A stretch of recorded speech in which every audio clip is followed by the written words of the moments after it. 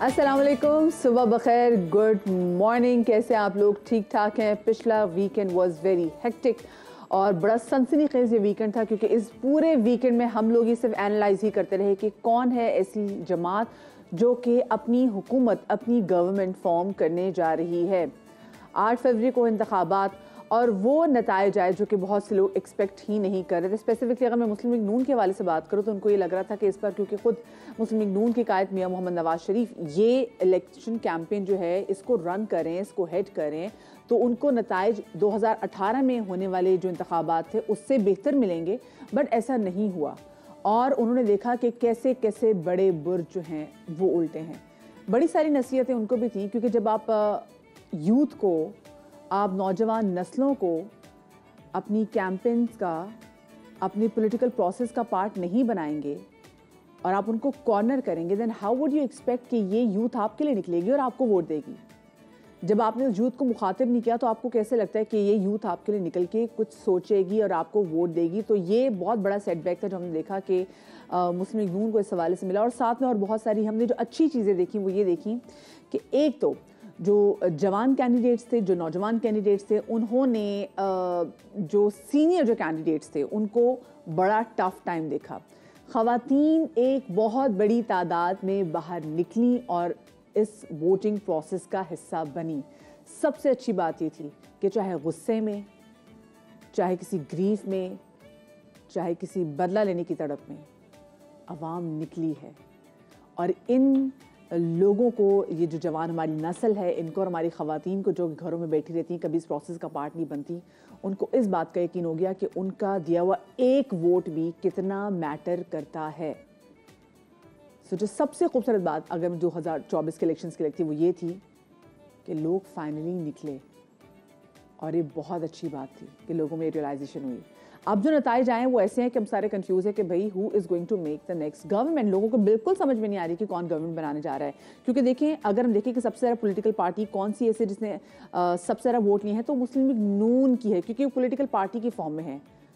पाकिस्तान तहरीक इंसाफ के जो कैंडिडेट्स थे वो आज़ाद उम्मीदवार की कैपेसिटी में उन्होंने ये इलेक्शन लड़ा है। वो कैसे करेंगे जी आगे, अपनी पॉलिटिकल जो पार्टी है वो फॉर्म कैसे करेंगी? क्योंकि ऑफ कोर्स अगर उनको अपनी रिजर्व सीटें क्लेम करनी हैं तो उनको किसी ना किसी पॉलिटिकल पार्टी का हिस्सा बनना होगा। उसके बाद में देखा कि Pakistan Peoples Party MQM Pakistan ने जनाब इस बार 17 जो है वो कौमी असम्बली की नशिस्तें हैं वो जीती हैं। और इससे पहले हमने देखा भी कि एक रात पहले ही मुस्तफ़ा कमाल साहब वो आए, उन्होंने कहा कि हम 17 हल्कों में जो हैं वो आगे लीड लेने जा रहे हैं। और खैर जो इलेक्शन थोड़ा ताख़ीर का शिकार हुए उसने काफ़ी सस्पिशियस किस्म का जो है ना वो माहौल खड़ा कर दिया। अब तमाम तर जो सूरत हाल है उसमें क्या कुछ होगा इस हवाले से हम बात कर लेते हैं। नहायती हमारे मोतबर जी सहाफ़ी हैं, तजियाकार हैं, माजिद निज़ामी साहब, वो हमारे साथ मौजूद हैं। अस्सलाम वालेकुम माजिद, अ वेरी गुड मॉर्निंग। माजिद, सबसे पहले तो how would you describe election 2024? जी बहुत शुक्रिया। ये बड़ा दिलचस्प इलेक्शन इसलिए भी था कि मुस्लिम लीग नून और पीपल्स पार्टी की जानिब से जो दावे किए जा रहे थे कि इलेक्शन डे पे उनकी पोजीशन कंफर्टेबल रहेगी, लेकिन ऐसा नहीं हो सका। तो जिस तरह आपने आगाज में जो बातें की हैं वो बिल्कुल दुरुस्त इस तरह से भी हैं कि पीटीआई की जानिब से महज एक ही मुतालबा किया गया था अपने वोटर सपोर्टर से कि आपने 8 फरवरी से पहले कुछ भी नहीं करना, सिर्फ 8 फरवरी को जाकर अपनी राय का इजहार करना है। इस हवाले से मुस्लिम लीग नून और पीपल्स पार्टी को अपनी स्ट्रेटजीज को, हिकमत अमली को असर नौ मुरतब करने की भी जरूरत है। उसकी वजह यह है कि इतने दबाव, सियासी मुश्किलात और अदालती फैसलों के बाद भी अगर आपके पास मतलूबा नताइज नहीं है तो बहरहाल इसमें मामला कुछ ना कुछ अपने ऊपर भी नजरसानी करने का है। तो इसलिए ये इलेक्शन मैं समझता हूँ कि इसलिए मुनफरिद रहे कि एक तो अवाम ने अपना किरदार अदा किया। बट माजिद, जैसे भी आपने अदालती फैसलों के बारे में बात की, आपको लगता है कि अदालती फैसलों जो जैसे बानी पाकिस्तान तहरीक इंसाफ के खिलाफ जैसे आते भी रहे हैं तो उसके ग्रीवेंसेस भी लोगों के अंदर मौजूद थे और ये बड़ी वजह बनी कि लोग बाहर निकले वोट करने के लिए? जी बिल्कुल, इस हवाले से मुस्लिम लीग नून के रहनुमा भी इस चीज को तस्लीम कर रहे हैं। कल एक मीडिया टॉक में राना सनाउल्लाह ने कहा कि ये जो फैसले थे, एक आदमी जो ऑलरेडी जेल में है उसको आप 10 साल सुना रहे हैं, फिर 15 साल सुना रहे हैं, तो उसने तो जेल में ही रहना है। तो ये फैसले अगर आगे पीछे हो सकते थे तो उससे जरा बचत हो जाती। लेकिन वो यके बाद दीगरे जो फैसले सुनाए गए, मेरा ख्याल है उसने भी आवाम के ऊपर एक खासा असर डाला है कि एक शख्स जो पहले ही जेल में मौजूद है उसके साथ आपने मजीद क्या करना है। तो ये जब एक कुछ चीजें मिल जाती हैं और एक कॉम्बिनेशन बनता है तो फिर इस तरह के रिजल्ट्स जो हैं वो सामने आते हैं। सही। माजिद, ये आज़ाद उम्मीदवारों का अब आप क्या मुस्तकबिल देखते हैं? Because of course Pakistan Tehreek Insaf के जितने भी कैंडिडेट्स हैं जिन्होंने आज़ाद उम्मीदवार की कैपेसिटी में इलेक्शन लड़े हैं, अब वो ऐसे ही तो गवर्नमेंट फॉर्म नहीं कर सकते, तो अब आपको क्या लगता है उनके पास क्या ऑप्शंस रह गई हैं? वो किससे जाके जो है वो इल्हाक कर सकते हैं अपना? जी, ये सिचुएशन समझने के लिए ज़रूरी है कि जब इलेक्शन के दिनों में ये काम किया जा रहा था, तो उस वक़्त जितने भी लोग आज़ाद उम्मीदवारों को देख रहे थे, वो ये समझ रहे थे कि इसके अंदर 2 कैटेगरीज़ हैं। एक तो आज़ाद उम्मीदवार वो लोग हैं जिनका किसी सियासी जमात से ताल्लुक नहीं है और वो खालिस्तन इंडिपेंडेंट होकर इलेक्शन लड़ रहे हैं और उनकी तादाद खासी कम थी। और दूसरी जानिब जो आज़ाद उम्मीदवार थे, जो तहरीक इंसाफ के हमायत याफ्ता थे, उनकी तादाद खासी ज्यादा थी। तो इसलिए जब हमने रिजल्ट्स भी देखे हैं तो फिर तमाम लोगों को ये चीज कैटेगराइज करनी पड़ी है कि पीटीआई के हमायत याफ्ता आज़ाद उम्मीदवार कौन से हैं और दूसरे आज़ाद उम्मीदवार कौन से हैं। तो जो दूसरे आज़ाद उम्मीदवार हैं उनकी तादाद 6 से 10 के दरमियान रही है और जो पीटीआई के हमायत याफ्ता मैं माजिद सॉरी कता कलामी की माजरत, लेकिन अभी जो मैं देख भी रही हूँ वो ये है कि जो पाकिस्तान तहरीक इंसाफ के जो सपोर्टेड जो थे वो 93 थे और जो दूसरे जो हैं आज़ाद उम्मीदवार जिनको किसी भी पॉलिटिकल पार्टी की हिमायत हासिल नहीं थी वो 9 हैं, जिनमें से हम देख रहे हैं कि 4-5 तो ऑलरेडी मुस्लिम लीग नून को प्यारे हो गए हैं। जी बिल्कुल, और अब कोशिश ये की जा रही है कि ये जो 92-93 का फिगर है जो तहरीक इंसाफ के हमायत याफ्ता है, ये हम पहले भी डिस्कस कर चुके हैं कि इनके ऊपर कोई कानूनी कदगन नहीं है, अखलाकी कदगन जरूर है। इनको अखलाकी तौर पे अपने वोटर सपोर्टर को जवाब देना होगा।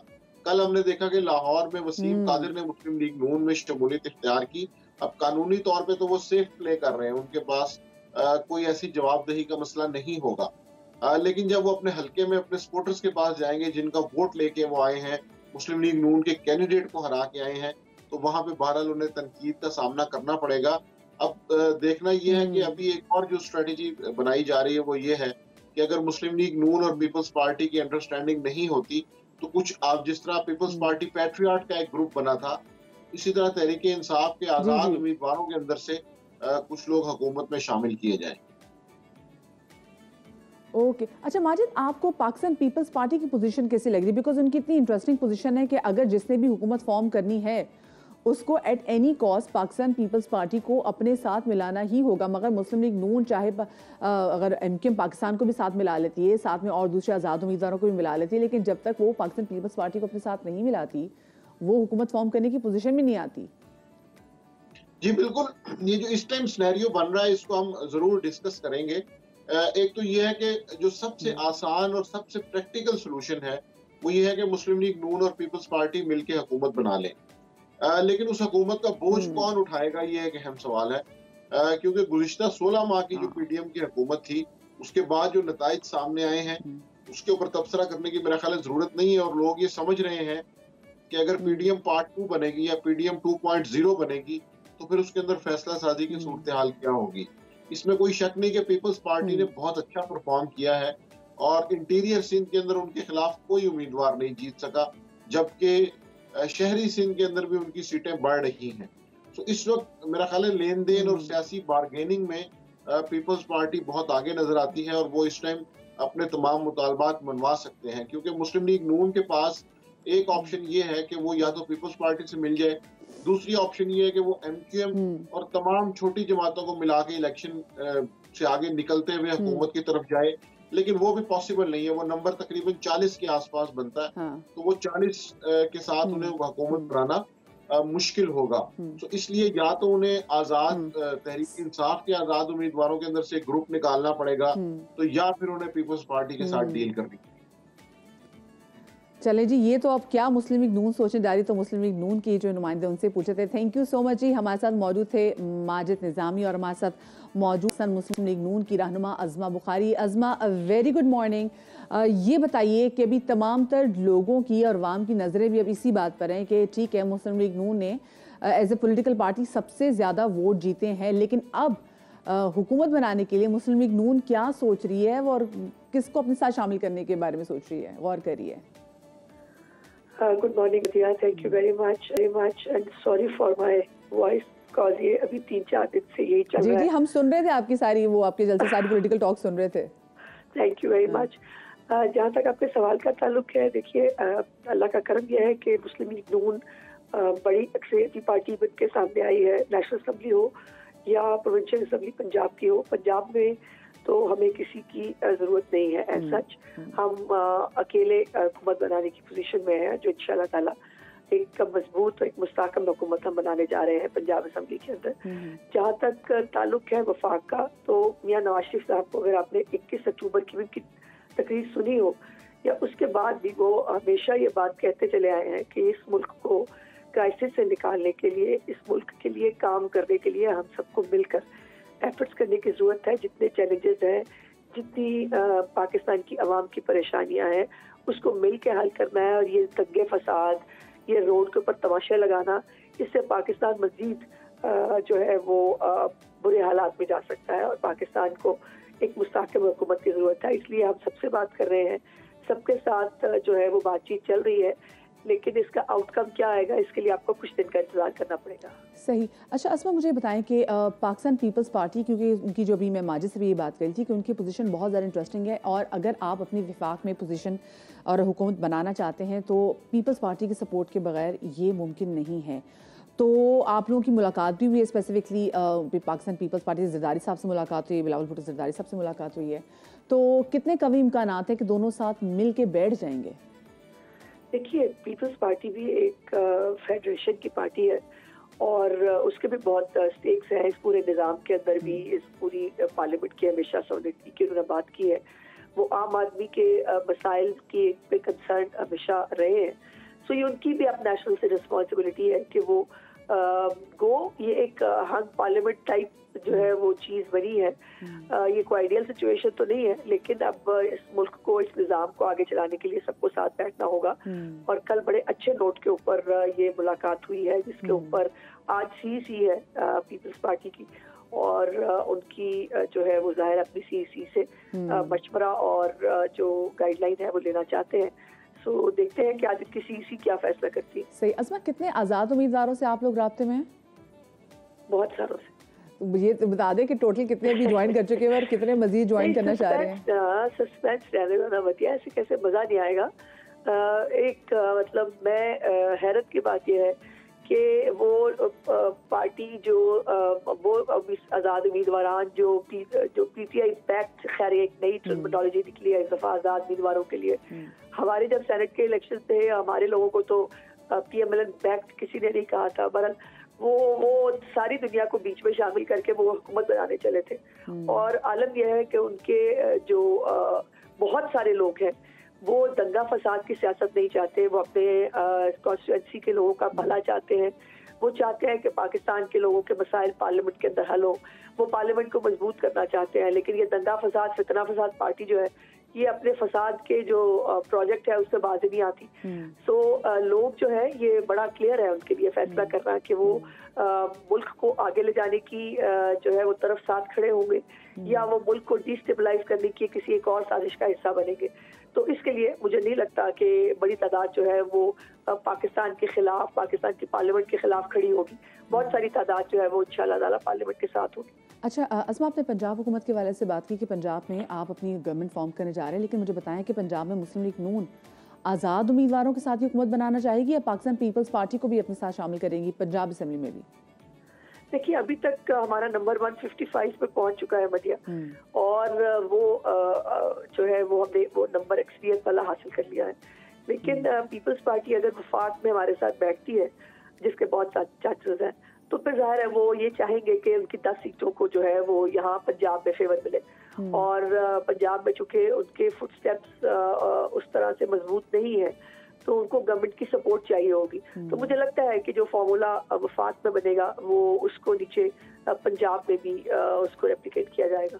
सही। अच्छा असमा, पाकिस्तान पीपल्स पार्टी की से जो भी आपकी स्पेसिफिकली मुलाकातें भी हुई और कई कई घंटे की मुलाकात भी रही है, तो उसमें कुछ बातें निकल के ये भी सामने आई हैं कि 3 चीज़ों की पेशकश की गई, because they are very adamant, और कि उन्होंने बिलावल भुट्टो जरदारी को ही अपना जो पीएम का कैंडिडेट है उन्हीं को सामने रखेंगे, और अगर वो पीएम नहीं है तो फिर पाकिस्तान पीपल्स पार्टी मिलकर भी नहीं बैठेगी।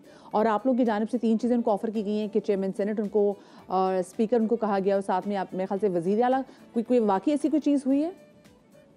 नहीं, ऐसा नहीं, ये सब खबरें हैं। तो अच्छा। इसलिए खबरों की बजाय जो है, जो ऑफिशियल स्टेटमेंट आएगी या जो ऑफिशियल फैसला होगा, मेरा ख्याल है उसका इंतजार करना है। सही। अच्छा, और हुकूमत साजी के लिए आप लोगों का इब्तिदाई फार्मूला क्या है Asma?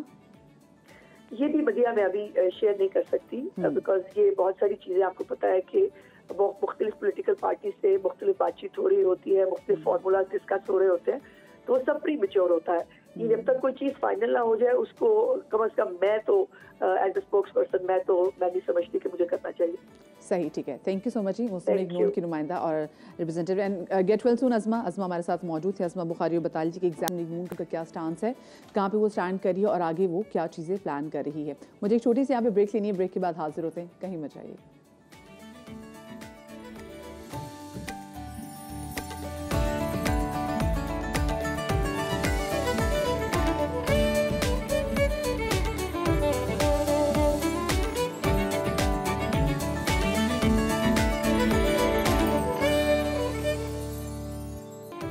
Welcome back after the break. बात जब हम इलेक्शंस की करते हैं तो उसके कई पहलू हमें नज़र आते हैं। हम तबसरा निगारों के नुक्ता निगाह से भी इंतखाबात को देखते हैं, हुकूमत के पॉइंट ऑफ व्यू को भी अवाम के सामने रखते हैं, लेकिन इस पूरे अमल में रिपोर्टर्स ऐसे लोग होते हैं जो कि अवाम से सबसे ज़्यादा करीब होते हैं, क्योंकि वो फील्ड में अवाम के दरमियान रहते हुए सारी सूरत हाल को देख रहे होते हैं और साथ साथ इससे आगाह भी कर रहे होते हैं। इस वक्त कराची से खुर्शीद आलम हमारे नुमाइंदे में ज्वाइन करेंगे, लाहौर से अरशद अली हमारे साथ मौजूद होंगे, पेशावर से अब्दुल रहमान, जबकि इस्लामाबाद की सूरत हाल से असलम खोकर हमारे नुमाइंदे हमें आगाह करेंगे।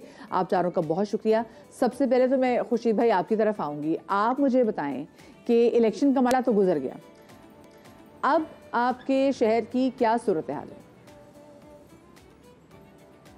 शहर में सूरत हाल ये है कि इलेक्शन वाला दिन तो गुजर गया और उसके बाद नताइज में गैर मामूली ताख़ीर से मुख्तलिफ सियासी जमातों और उनके हामियों में तशवीश हुई, लेकिन बहरहाल नताइज आते गए, सूरत हाल वाज़ेह होती गई और उसके बाद एहतजाज और धरनों का सिलसिला कराची में शुरू हो चुका है।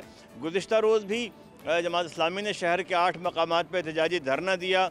JUI ने भी शहर में हाईवेज़ बंद करके धरना दिया। हफ्ते के रोज़ भी हमने देखा कि इलेक्शन कमीशन के बाहर TLP, PTI और जमात इस्लामी ने एहतजाज की कॉल दी थी, धरना दिया था।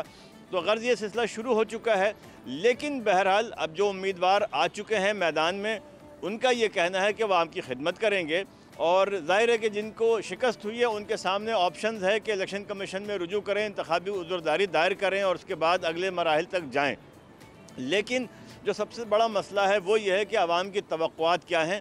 आवाम की तवक्कुआत ये हैं कि उनके मसाइल हल हों, और उनके मसाइल क्या हैं? कराची में पानी की फराहमी का मसला है, कचरे को मौसर तौर पर ठिकाने लगाने का मसला है, सीवरेज लाइन की दुरुस्तगी का मसला है, और सबसे अहम बात यह कि अस्पतालों में सफाई सुथराई और सेहत की अच्छी सहूलत की फराहमी का मामला है, तालीम का मामला है, महंगाई के ख़ात्मे का मामला। ये मसाइल हैं कि जिनकी तवक्कुआत वो अपने नुमाइंदों से करते हैं।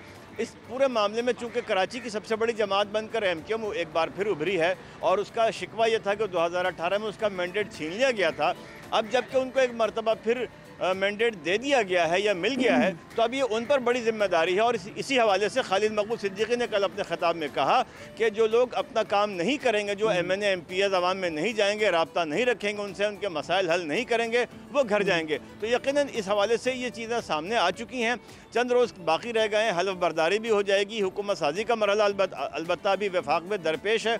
मुख्तलिफ सियासी जमातें जो इंतखाबी मरहले में एक दूसरे के खिलाफ इंतहाई सख्त ज़बान इस्तेमाल कर रही थी, अब एक दूसरे के लिए नरम ज़बान का और तनकीद का बड़ा नरम रवैया इख्तियार किया जा रहा है। जी सही, ठीक है। अच्छा, लाहौर का भी रुख कर लेते हैं। अरशद अली हमारे नुमाइंदे हमारे साथ मौजूद हैं। अरशद, आपकी अवाम से बातचीत तो हुई होगी, अवाम का क्या कहना है मौजूदा सूरत जो सियासी सूरत हाल है उसमें किस जो हुकूमत है वो सामने आनी चाहिए?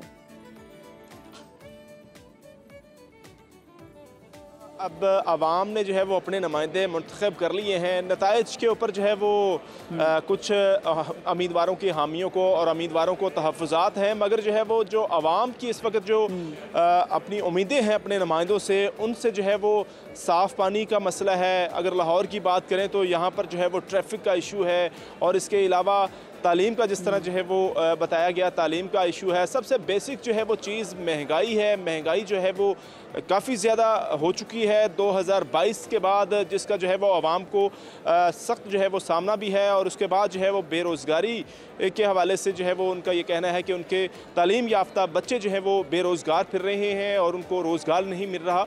तो वो कहते हैं कि जल्द अज जल्द अब जो कि एक हुकूमत आए और उसके बाद जो है वो उनके बच्चों को रोज़गार मिले।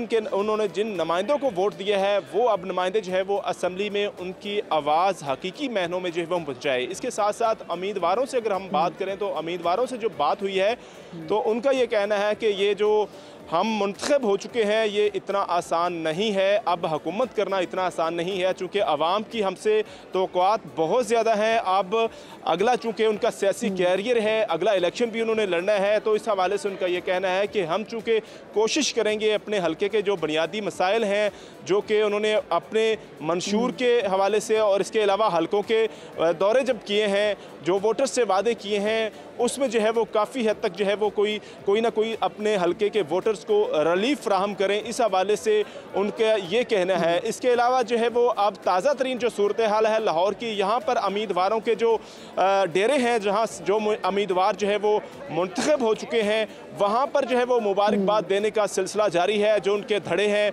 वो हार पहना रहे हैं, इसके साथ साथ मिठाइयाँ तकसीम की जा रही हैं। यहाँ तो मुबारकबाद दी जा रही है, लेकिन वो बताएं बहुत सारे हल्कों में जो है वो चैलेंज भी तो कर दिए गए इंतखाबात। स्पेसिफिकली अगर मैं ओन चौधरी के हवाले से बात करूँ, अने 128 है गालिबन, और यहाँ पर तो ये भी कह दिया गया है कि जो उनकी फतह है उसको अनाउंस ना किया जाए, बिकॉज ये चैलेंज कर दिया गया है सलमान अकरम राजा की तरफ से। बिल्कुल जो है वो इस हवाले से लाहौर हाई कोर्ट में इस वक्त भी मैं मौजूद हूँ, वहाँ पर इस वक्त समाअत जारी है। NA 128 के हवाले से, जो कि ओन चौधरी इस्तेहकाम पाकिस्तान पार्टी के रहनुमा, उनका कामयाबी का फॉर्म 47 जो है वो जारी हो चुका है। उसको जो है वो उनके मुखालफ जो उम्मीदवार थे, आज़ाद उम्मीदवार सलमान अकरम राजा ने जो है वो चैलेंज किया है। तो लिहाजा लाहौर हाई कोर्ट ने अब तक जो कार्रवाई की है उससे जाहिर ये हो रहा है कि लाहौर हाई कोर्ट कह रही है कि ये दरख्वास्त जो है वो आप काबिल समाअत नहीं है। इब्तदाई स्टेज पर जो है वो आप लाहौर हाई कोर्ट आए हैं, तो आप पहले मुतल्लिका फॉरम जो कि इलेक्शन कमीशन का है वहाँ से रजू करें, उसके बाद जो है वो आपका मुतल्लिका कानूनी जो फॉरम है उस पर आ सकते हैं। इस हवाले से जो है वो तमाम तर जो सलमान अकरम राजा हैं उनकी लीगल टीम जो है वो आर्ग्यू कर रही है। और इस हवाले से जो है वो दौरान समाअत ये भी बताया गया है NA 128 के हवाले से बहुत सारे केसेस जब ऑफिस जो है वो रिजल्ट जाऊंगी, लेकिन अभी मैं पेशावर करूंगी। अब्दुर्रहमान साहब हमारे सीनियर नुमाइंदे वहाँ पर मौजूद हैं। अब्दुर्रहमान साहब, अवाम ने इलेक्शन के दौरान जिन नुमाइंदों को मैंडेट दिया है, अवाम को उनसे क्या मुतालबा, और हमने जो खैबर पख्तूनख्वा में देखा है जो पूरी हवा चली है, वो बिल्कुल हमने देखा कि किस तरीके से लोगों ने बाकी तमाम तर पार्टीज़ को, जो देरीना पार्टीज थी, उनको रिजेक्ट करके पाकिस्तान तहरीक इंसाफ की जानिब से जो बैकअप इंडिपेंडेंट्स थे उनको वोट दिए। जी बिल्कुल, लेकिन पेशावर में बाकी सूबे से सूरत हाल इसलिए मुख्तलिफ है कि पिछली इलेक्शन में जिस जमात का आप जिक्र कर रहे हैं वो 16 नशिस्तें यानी 11 सूबाई और 5 कौमी नशिस्तें जीत गई थी, लेकिन इस दफ़ा उनकी ये तादाद कम हो गई है।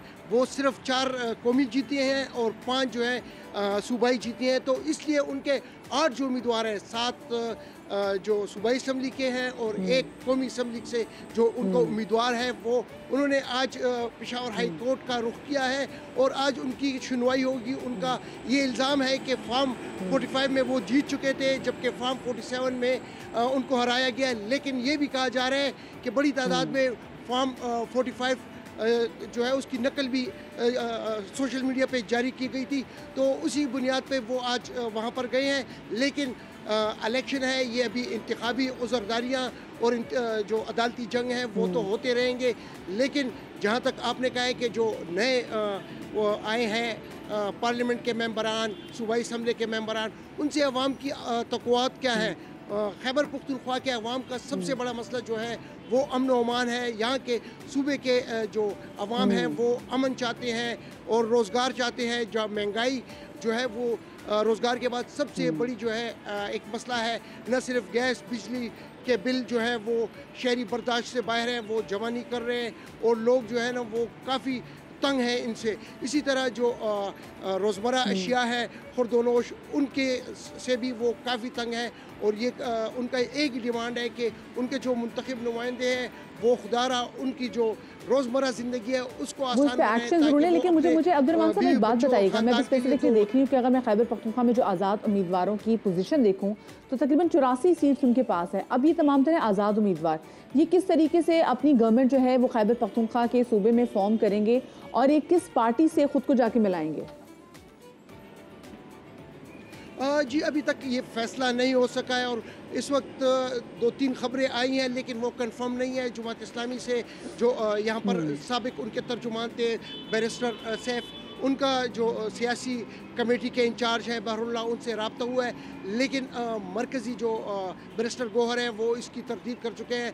लेकिन इस हवाले से जो है मुत्तहिदा एक सीट है यहाँ पर परचनार से जीत चुकी है वहदतुल मुस्लिमीन, मुत्तहिदा वहदतुल मुस्लिमीन, उनसे बातचीत जारी है। तो देखना ये है कि जो आज़ाद अरकान है वो किस सियासी जमात में जाते हैं और या आज़ाद रह के, लेकिन आज़ाद वो वैसे भी एक ही सीट है। उन्होंने तो पहले से कह दिया कि वो जी पाकिस्तान तहरीक इंसाफ के साथ खड़े हैं।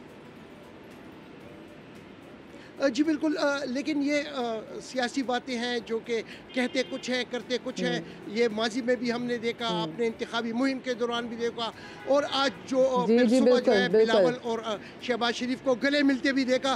तो ये तो सियासी लोग हैं, बातें एक करते हैं अवाम के सामने, लेकिन जब अंदर बैठते हैं तो फिर उनके जो मफादात होते हैं, सियासी मफादात, उनके लिए वो सब कुछ करने के लिए तैयार होते हैं। तो ये सूरत हाल है। तो ये सही, ठीक है। इस्लामाबाद की भी ज़रा पोजीशन जान लेते हैं। तो इस्लामाबाद जो है वहाँ पे देखना है कि कौन सी पार्टी इस्लामाबाद पहुँचती है। ये जनाब आपको पता है कि ये शहर इक़्तिदार है इस्लामाबाद, और शहर इक़्तिदार से हमारे नुमाइंदे असलम खोकर हमारे साथ मौजूद हैं। असलम, ये बताएं शहर इक़्तिदार की क्या सूरत हाल है और शहर इक़्तिदार कौन सी पार्टी को वेलकम करने के लिए ज़्यादा नज़र आ रहा है आपको? जी मदिया, जिस तरह आपने कहा कि ये शहर इक़्तिदार है और इस वक्त जिस जगह मैं खड़ा हूँ इससे चंद 100 मीटर पर वो इमारत मौजूद है जहाँ पर कुछ दिनों तक एक पार्टी जो है वो हुक्मरान बनकर वहाँ पे बैठेगी। लेकिन उसके लिए एक आखिरी स्टेप है जो कि इलेक्शन कमीशन का है, और इलेक्शन कमीशन का हेडक्वार्टर जो है वो भी इस्लामाबाद में है। मेरे पीछे आप बिल्कुल ये इमारत देख रहे होंगे, और यहाँ पर जैसे कि आप तमाम सूबों से सूरत हाल ले रही थी और तमाम सूबों के नुमाइंदों ने जिस तरह बताया कि यहाँ पे इलेक्शन हो गए, उम्मीदवार चुन लिए गए, लेकिन वहां पे जो मसाइल पैदा हुए गिनती के हवाले से या फिर हार जीत के हवाले से, हार तब्दील होने के हवाले से जो उज़रदारियों का मामला था, अब वो लोग वहां से तमाम तरह अपनी शिकायत, अपनी दरख्वास्तें लेकर यहां पहुंच चुके हैं। और मेरे सामने बिल्कुल ही चारों काउंटर्स भी कायम कर दिए गए हैं इलेक्शन कमीशन की जानिब से, KPK का, बलूचिस्तान का, पंजाब का, सिंध का, कि जिनका जो मसाइल है वो यहाँ पे आए और उनको फरिश्ते भी दे दी गई हैं कि वो यहाँ पे अपने मसले बताएं। आज मैं अगर बात करूँ इलेक्शन कमीशन के हवाले से, तो आज जो है वो उज़रदारियों का जो सिलसिला है, दरख्वास्तें दायर करने का सिलसिला है वो जारी है। और आज इलेक्शन कमीशन 67 दरख्वास्तों पर समाअत करेगा। 2 बेंच जो है वो आज इन 67 दरखास्तों पर जो वो समाअत करेंगे। एक मेंबर पंजाब और मेंबर KPK पर मुश्तमिल है जो कि 29 दरखास्तों पर समाअत करेगा, जबकि दूसरा जो है वो मेंबर सिंध और मेंबर बलूचिस्तान पर मुश्तमिल है और ये 38 दरख्वास्तों पर समाअत करेगा। और इनमें ज़्यादातर जो दरख्वास्तें हैं वो ये हैं कि उनके जो फॉर्म 45 पे रिजल्ट से उनको तब्दील किया गया और फॉर्म 47 पर उनको जो मुखालिफ उम्मीदवार है उनको जितवाया गया। इसके साथ साथ सियालकोट से फिरदौस आशिक अवान भी अभी यहाँ पर पहुंची हैं, जिनका मामला थोड़ा सा अलग है क्योंकि उन्होंने वहाँ पे जो दौरान इलेक्शन एक पुलिस एहलकार था उसको थप्पड़ मारा था और उसकी वीडियो आई थी, तो उस मामले की भी समाअत आज यहाँ पर होने जा रही है। यहाँ पर जो तमाम उम्मीदवार हैं उनके आने का सिलसिला जारी है, जो कि PTI के हिमायत याफ्ता आज़ाद उम्मीदवार हैं या दूसरी जमातों के जो उम्मीदवार हैं वो यहाँ पर आ रहे हैं। बड़ी तादाद में लोग जो है वो यहाँ पर मौजूद है और इन तमाम दरख्वास्तों का जो है वो फैसला यहाँ पर होगा और उसके बाद पता चलेगा कि कौन कौन सा उम्मीदवार कामयाब हुआ है या किस उम्मीदवार को जो है वो दोबारा अपनी जीती हुई सीट अगर वो हारा है तो उसको वापस लेने में कामयाब हुआ है। तो ये सिलसिला यहाँ पर जारी है। इस्लामाबाद की अगर मैं तीनों हल्कों की बात करूं, to be a very busy day in Islamabad. Aslam खोकर हमारे नुमाइंदे हमें बता रहे थे तमाम सिचुएशन से। असलम खैर जो भी फिर सिचुएशन रहती है, बिकॉज ऑफ कोर्स आपने बताया कि 67 केसेस ऐसे हैं जिनकी यहाँ पे समाअत होनी है, तो ऑफ कोर्स आप तमाम तो सूरत हाल पर नजर रखेंगे और हम गाहे बगाहे आपसे जानते भी रहेंगे। बहुत शुक्रिया जी। असलम खोकर हमारे नुमाइंदे इस्लामाबाद से हमारे साथ मौजूद थे, अब्दुर्रहमान हमारे साथ मौजूद थे पेशावर से, अरशद अली हमारे साथ मौजूद थे लाहौर से, जिनके आगे से इस वक्त कोई गुजर भी गया, और साथ में कराची से हमारे साथ मौजूद थे खुर्शीद आलम। आप चारों का बहुत शुक्रिया। ये हमारे चारों नुमाइंदे अपने अपने शहरों में जो सिचुएशन है इलेक्शन के बाद जो बन रही है, उस हवाले से मैं आगाह कर रहे थे। Thank you so much. अभी तक ये हम लोग कन्फ्यूज है कि भाई क्या होगा, who is going to make next government, क्योंकि कोई भी पार्टी ऐसी नहीं है जिसने सिंपल मेजॉरिटी हासिल की हो। मुस्लिम लीग नून की बात करें, हम पाकिस्तान पीपल्स पार्टी की बात करें, और इसके बाद अगर हम आज़ाद उम्मीदवारों को भी देखें, वो are backed by Pakistan Tehreek Insaf, तो उनकी भी सिचुएशन ऐसी नहीं है कि वो गवर्नमेंट जो है फॉर्म करने की पोजीशन में हो, क्योंकि अभी बहुत सारे मुख्तलिफ पार्टीज़ के लोग ये दावा कर रहे हैं कि उनमें से बहुत सारे उम्मीदवार ऐसे हैं जिनसे उनकी बातचीत जारी है। सो यू नेवर नो कि वो अपनी वफादारियाँ तब्दील करते हैं या नहीं तब्दील करते। ये ख़ुद पार्टीज़ के लिए भी बड़ा मुश्किल होगा, स्पेसिफिकली वो पार्टीज़ जो कि आज़ाद पार्टीज़ हैं इस वक्त, कि वो किस तरीके से अपने तमाम तर कैंडिडेट्स को अपने साथ बिल्कुल जो है वो लिटरली चिपका के रखें। इस वक्त जो मुल्क में सूरत हाल क्या है, उस हवाले से बात कर लेते हैं कि हुकूमत साजी जो है वो एक बड़े मुश्किल मरहला लग रहा है, और ये समझ में नहीं आ रहा, जिससे मैंने अभी बात भी की, who is going to make the next government. Salih Jafar जो कि सीनियर तजियाकार हैं, सीनियर सहाफ़ी हैं, हमारे साथ मौजूद भी हैं। सॉलिह साहब बहुत शुक्रिया आपका कि आपने में वक्त दिया। सॉलिह साहब, समझ से ज़रा बाहर सिचुएशन लग रही है, और अभी तो मैंने 1 घंटा पहले देख लिया कि जो मज़हर साहब है, मज़हर अब्बास साहब, वो कह रहे थे कि जैसी सिचुएशन है ऐसे तो लग रहा है कि हम किसी और इंतखाबात की तरफ भी जा सकते हैं। डू यू थिंक ये वाइबल है, ये पॉसिबल है कि अगर खुदा न खास्ता नहीं बनती हुकूमत, तो हमारा मुल्क जिसकी वैसे मुआशी हालत नहीं है, और जैसे बिलावल भुट्टो ज़रदारी साहब ने कहा ना बड़ी पतली हालत है, तो हमारी भी कुछ मुआशी सूरत हाल की ऐसी हालत है, कुछ ऐसा हो सकता है? ये दुरुस्त है जी कि जो इस वक्त सूरत हाल चल रही है उसमें बहुत ही ज़्यादा बेयकीनी का माहौल चल रहा है, लेकिन ये कहना कि नए इंतखाबात की तरफ हम चले जाएंगे ये बहुत ही मुश्किल है। और अगर नए इंतखाबात की कोई बात करता है तो फिर उसको ये पहले इतराफ़ करना पड़ेगा कि इस वक्त जो जिन लोगों को आप आज़ाद अरकान कह रहे हैं वो भी नाकाम हो गए हैं, पीपल्स पार्टी, मुस्लिम लीग हैं, और जो दूसरे ग्रुप के सब नाकाम। ये सियासी जमातों की नाकामी है, तमाम मिन हैसुल जमात। नाकाम कैसे हो गए? तो वक्त नहीं डाल दिया सॉलिह साहब बाकी पॉलिटिकल पार्टीज को? जी मैंने कहा ये नाकाम कैसे हो गए हमारे आज़ाद उम्मीदवार, इन्होंने तो वक्त नहीं डाल दिया बड़ी बड़ी पॉलिटिकल पार्टीज को, क्योंकि वो उनको समझ में नहीं आ रही कि जितनी आज़ाद उम्मीदवारों ने सीटें ले ली हैं। नहीं, अर्ज यह है कि जब ये कहा जाए कि ये गवर्नमेंट नहीं बन सकती, तो इसका तो सीधा सीधा मतलब ये हुआ कि जिन लोगों के पास इस वक्त मैंडेट आया है, जिनका इलेक्शन हुआ है, ये लोग नाकाम हो गए हैं। ये नए इलेक्शन की बात तो उसी वक्त हो सकती है कि आप ये डिक्लेयर करें कि ये लोग नाकाम हो गए हैं, और ये लोग अगर नाकाम हो गए हैं तो ये पाकिस्तान की सियासत के लिए, पाकिस्तान के सियासी मुस्तकबिल के लिए एक बहुत ही हौलनाक मंजर होगा। और मैं नहीं समझता कि नए इंतखाबात जो हैं वो एक ऑप्शन है।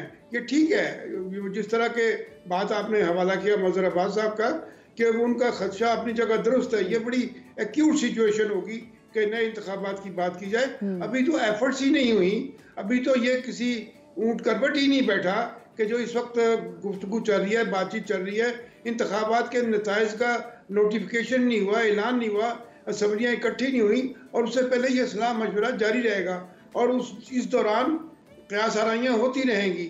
और मैं नहीं समझता कि ये लोग जो हैं ये इतने ही सेंसलेस हैं कि ये खुदा न खास्ता क्राइसिस को राह देंगे। ये इनके दरमियान कोई ना कोई मुफाहमत तय पा जाएगी, और आप देखिएगा कि गवर्नमेंट भी बनेगी, यानी कि फिर हम देखेंगे PDM 2 टाइप एक और हुकूमत बनेगी। देखिए जी, PDM 2 टाइप अगर गवर्नमेंट बनती है तो उसमें भी ये हर्ज नहीं है, इसमें कोई हर्ज नहीं है। ये कोलिशन पार्टी गवर्नमेंट जो है ये बनती हैं, और दुनिया भर में बनती है। डेमोक्रेटिक जहाँ पे भी सेटअप होगा कोलिशन गवर्नमेंट बनती है, उनका तजर्बा किया जाता है।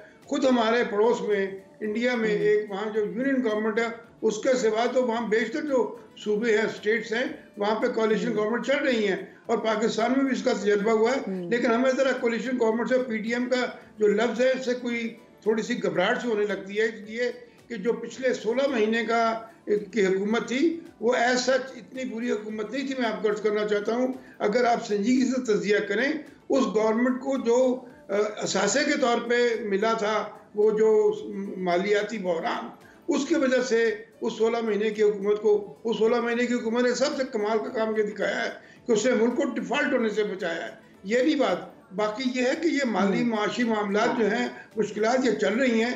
जब तक आप इसको ओवरकम नहीं करेंगे, जो जिसकी भी हुकूमत बनेगी, जो भी हुकूमत बनाएगा, उसको इब्तदाई कार में मुश्किलात ज़रूर होंगी। और आप इस बात की तवक्को रखें, आप क्यों इतनी जल्द आप मायूसी में मुब्तला हो रहे हैं कि खुदा ना खास्ता मुल्क जो है। एक चीज़ अब ना जहाँ पे हम भी ज़रा परेशान हो गए, वो चीज़ देखिए, ऑफ कोर्स हमने पाकिस्तान पीपल्स पार्टी की भी पोजीशन ऐसी है कि पाकिस्तान पीपल्स पार्टी के बगैर मुस्लिम लीग नून जो है ना वो विफाक में अपनी हुकूमत नहीं बना सकती, चाहे वो बाकी अपने तमाम तरह इत्तेहादियों को भी साथ लेके बैठ जाए। जैसे हमने देखा कि एमक्यूएम पाकिस्तान की भी उनसे मुलाकात हुई है और बाकी जो दूसरी छोटी जमातें उनसे भी बातचीत हुई, चौधरी शुजात से भी उनकी मुलाकात हुई है, मौलाना फजल रहमान से भी उनकी बातचीत हुई। तो मुझे ये बताएं कि अगर ये हो भी जाती है, तो हमने पहले भी देखा है कि पाकिस्तान पीपल्स पार्टी को कुछ नाम ऐसे हैं जो कि बहुत ज़्यादा बॉदर करते हैं। जैसे मैं अगर इसहाक डार साहब के वाले से बात करूं, तो आपको क्या लगता है कि अगर ये हो जाती हैं, दोनों पॉलिटिकल पार्टीज आके साथ बैठ जाती हैं कि चले ठीक है, for the betterment of people हम मिल के गवर्नमेंट बनाते हैं, तो ये चंद लोगों का फ्यूचर क्या होगा जिसमें इसहाक डार साहब सबसे ऊपर हैं? ये ज़रा मैं जानना चाहूँगी, आपको क्या लगता है? मैं समझता हूँ ये जो निटी ग्रिटी है ना, ये जब पहले बात तो ये कि असूली तौर पे उन्हें फैसला करना है कि वो हुकूमत किसकी क़यादत में बनाएंगे। जब ये फैसला हो जाएगा तो उसके बाद ये निटी ग्रिटी तय हो जाएगी कि कौन फाइनेंस मिनिस्टर होगा, कौन इंटीरियर मिनिस्टर होगा, किसको वजीर खारजा बनाएंगे। अच्छा, ये प्राइम मिनिस्टर कौन हो गया? सॉरी साहब, ये समझ में नहीं आ रही, ये बताएं। क्या समझ नहीं आ रही? प्राइम मिनिस्टर कौन होगा कि प्राइम मिनिस्टर कौन होगा? यही तो मैं कर रहा हूँ कि जब ये बात आज नहीं तो कल तक तय हो जाएगी कि कौन वजीर आजम होगा, और जब ये बात तय हो जाएगी तो उसके बाद फिर आप एक मरहला आएगा, ये वजीर खजाना बनाने का मामला जो है ना, ये तो जी जब असेंबली बन जाएगी, हल्फ की नौबत आएगी, तो उस वक्त ये वजीर खजाना प्राइम मिनिस्टर अगर मुस्लिम लीग नून का आ जाए तो जो फाइनेंस मिनिस्टर है पाकिस्तान पीपल्स पार्टी का हो? नहीं, ये नहीं हो सकता, क्योंकि वजीर खजाना जो है ना, ये इतनी इंपॉर्टेंट स्लॉट है कि इसको कोई पार्टी भी अफोर्ड नहीं कर सकती कि वो दूसरी अपनी कोलिशन पार्टनर को ये मनसब दे। नून लीग अफोर्ड कर सकती है इसहाक डार साहब को दोबारा बिठाना? क्योंकि बहुत सारे ऐसे फैसले मुस्लिम नून के जिनकी वजह से रिपरकशंस उन्होंने फेस भी किए हैं इलेक्शंस में। गुजारिश ये है कि इसहाक डार साहब के बारे में तो अभी मामला ज़ेर गौर ही नहीं आया।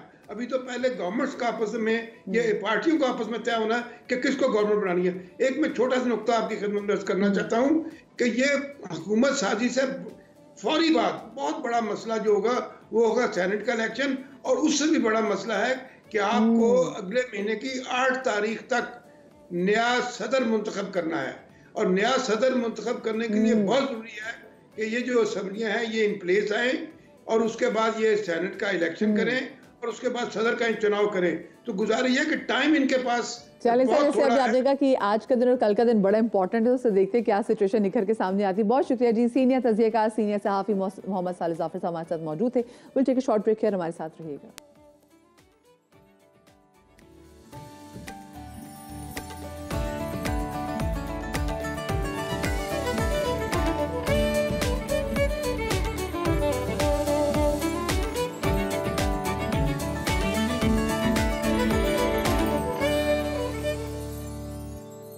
Welcome back after the break. और जितनी भी निगाहें हैं वो सिर्फ और सिर्फ अपनी टेलीविज़न स्क्रीन से एक्लूड हैं कि जी क्या होने जा रहा है। इंतखाबात तो हो गए, हुकूमत किसकी बनेगी, लेकिन इंतखाबात के बाद, इलेक्शन के बाद वेरी नेक्स्ट हमने देखा कि हमारी स्टॉक मार्केट किस तरीके से क्रैश कर गई थी।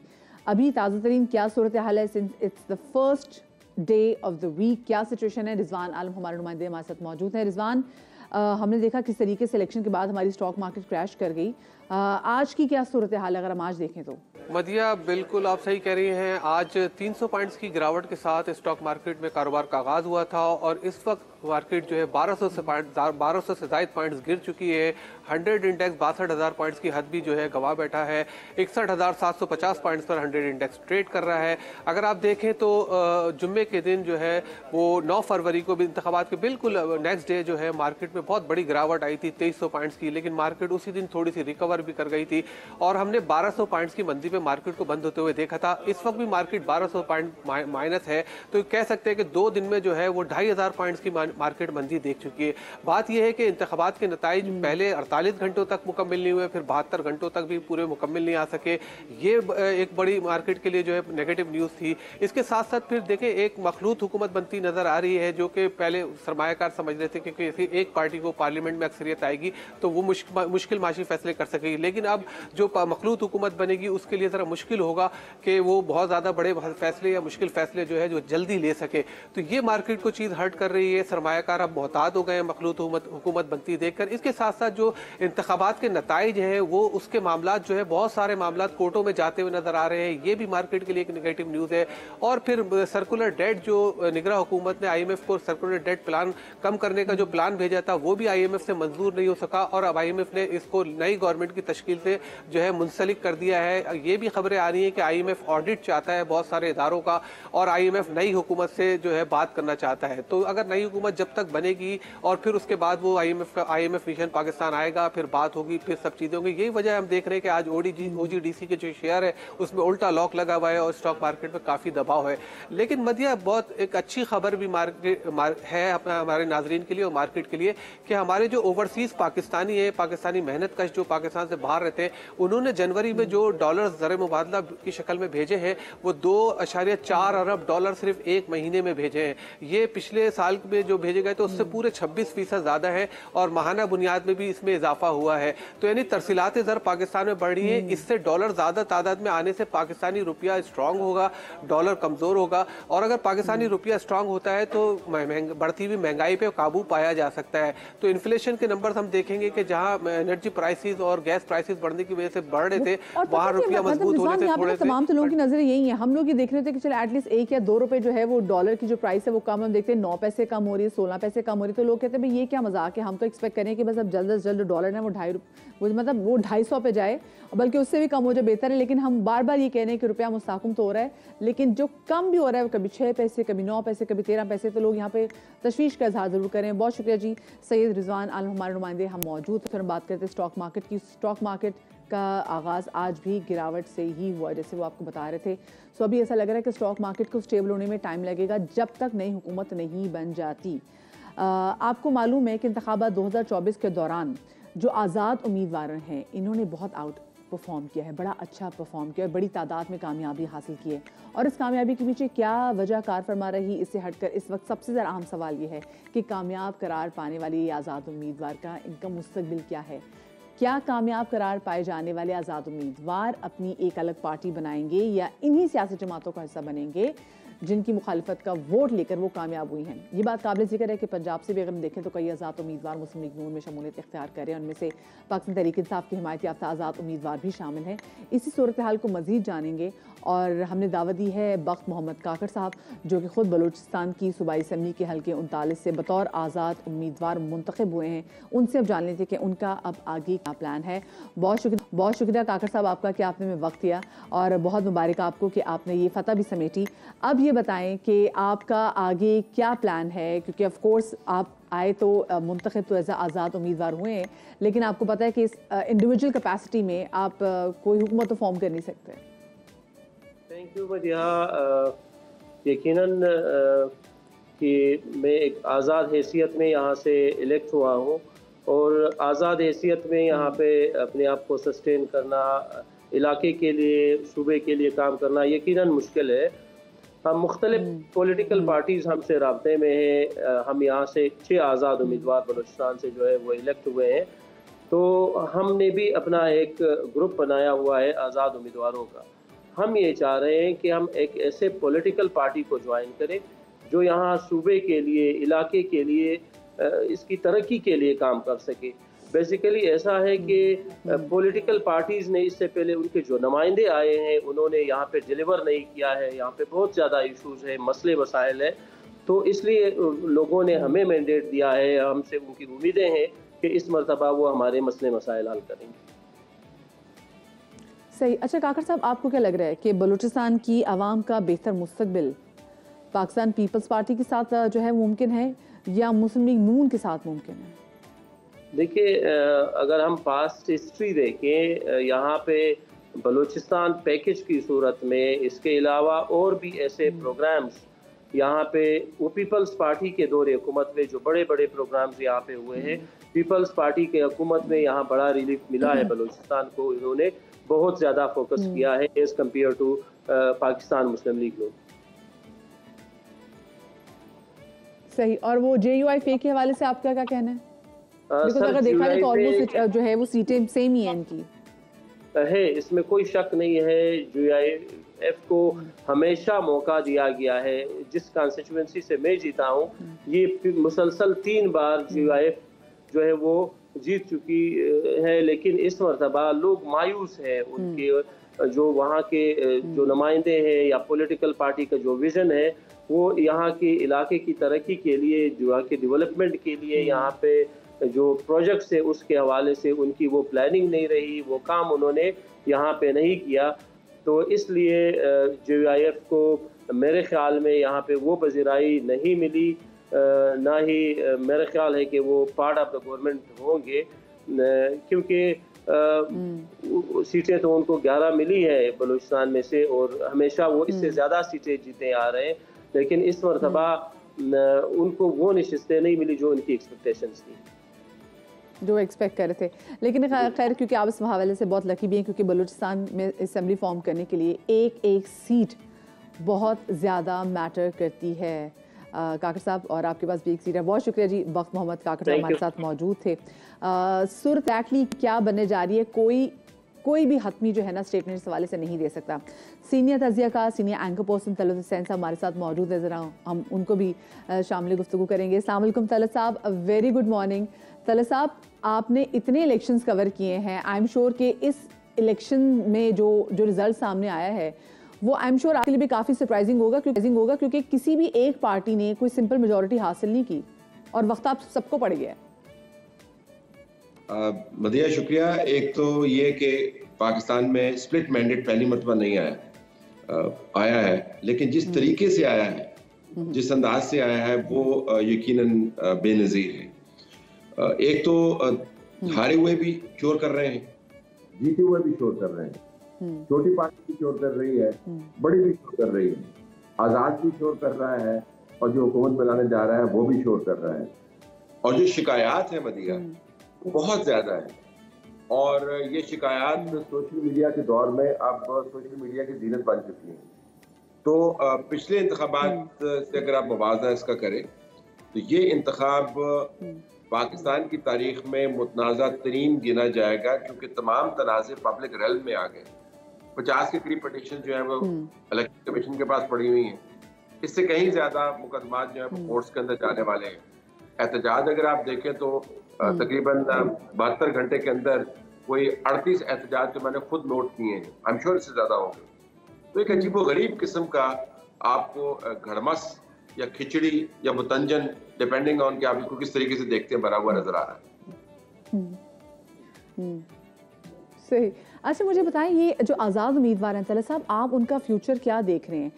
क्योंकि जैसे बैक्ड बाय पाकिस्तान तहरीक इंसाफ हमने देखा कि जी बैरिस्टर गौर साहब भी कह रहे हैं कि हम अपनी मेजॉरिटी हुकूमत बनाने जा रहे हैं।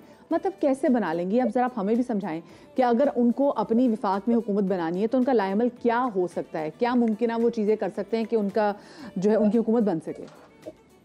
वदिया, इनके 3 मफरूज़े हैं, इन 3 मफरूज़ों पर ये बयान दे रहे हैं। एक मफरूज़ा ये है कि इनके तकरीबन 94 के करीब वो लोग हैं जिन्होंने इनके टिकट लिए हैं।